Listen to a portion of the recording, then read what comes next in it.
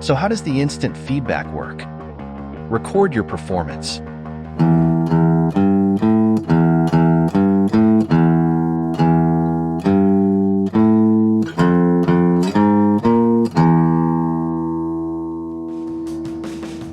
See your overall score as well as pitch and timing scores.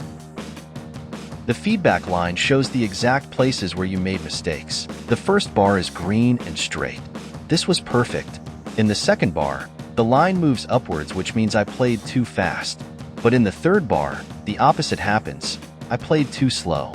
The red or orange line indicates that I played some wrong notes.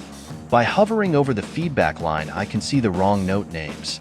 You can compare the original and your performances by clicking the appropriate fields in the playback options menu.